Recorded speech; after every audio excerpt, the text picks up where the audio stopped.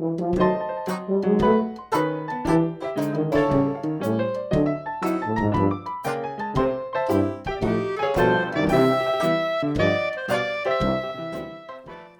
up, everybody? Alex here with a pre-war pickup, and it's a big one. You can see it right here. It is a Wheaties panel of Mr. Lou Gehrig. This is a piece that I've been eyeing for quite a while, and it was one of those situations where it was the right deal at the right time. As you can see, it's not graded, and that's definitely something I kind of thought a lot about. Ultimately, what I want to do is I want to actually frame this piece. I don't want to have it in a slab. Now, should I have bought a slabbed piece first and then break it out and frame it afterwards? Yeah, maybe I should have done that.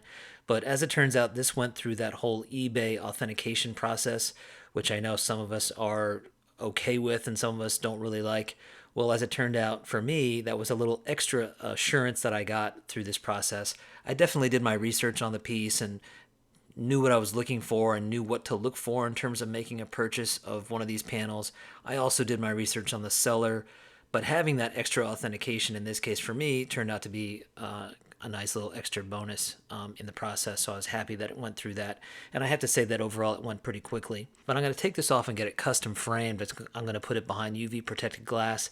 I just think it's going to look really nice with a nice mat and a nice frame around it, something I can put on the wall and really display and bring out the colors, the oranges and the blues. So I'm going to take this off and get this framed. While we're waiting for that thing to get back, I'm going to go ahead and talk a little bit about the history of these Wheaties panels and just the interesting stuff that came up over the process of Wheaties putting these together and getting them out into the world onto cereal boxes.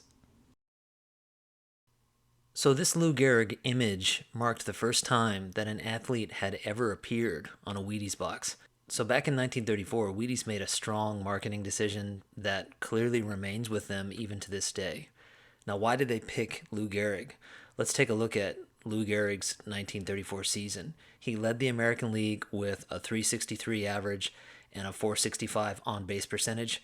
He also led the majors with 166 RBIs and 49 home runs. He played in 154 games, which, no surprise, also led the majors. So it's easy to see why a kid leading up to that 1934 season would put a pinhole in this thing and hang it up on his bedroom wall. Wheaties panels started in 1935 and they went all the way up to 1939. They took a break because of World War II and then they picked up again after that. There are about 200 different panels from the pre-war era. And panels were part of cereal boxes, so the cards or the panels were hand cut by kids that wanted to save them. All the series have a different design, but the signature Wheaties blue and orange combination can be seen in pretty much every single one of them. Most of the images of the players have a monochrome design with only a few colors used to accent the piece. And to me, this was not just a cost-effective move, because obviously it made printing it a lot faster and a lot cheaper. It also stylistically is just freaking brilliant. And it's a choice that makes these Wheaties cards so visually appealing and so instantly recognizable as Wheaties cards. All right, guys, so here it is. Lou Gehrig is back from framing. Took a couple weeks, so let's see how it turned out.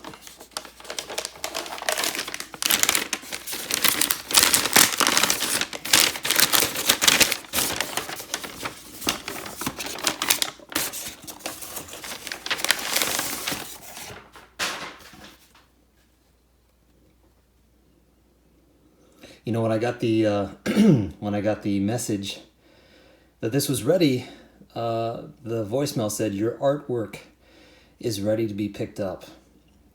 And yeah, this is definitely artwork. This is a work of art. Amazing, amazing piece, and I'm really pleased with how this looks in the frame.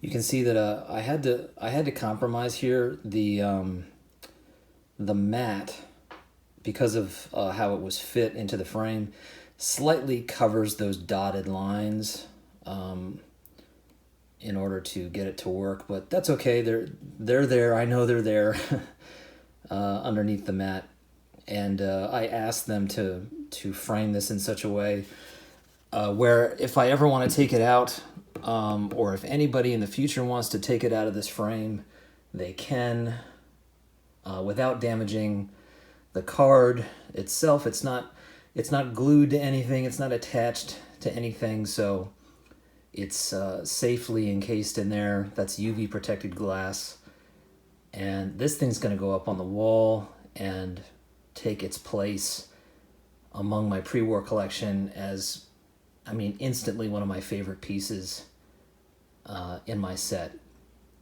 So really, really pleased to see this thing come back and just look incredible. I mean, this was on somebody's cardboard cereal box back in the day, and here it is now, many, many years later, framed and up on the wall, soon to be anyway.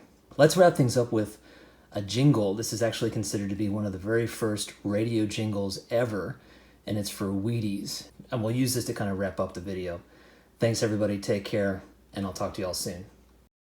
Have you tried Wheaties? They're whole wheat with all of the bran. Won't you try Wheaties? For wheat is the best food of man.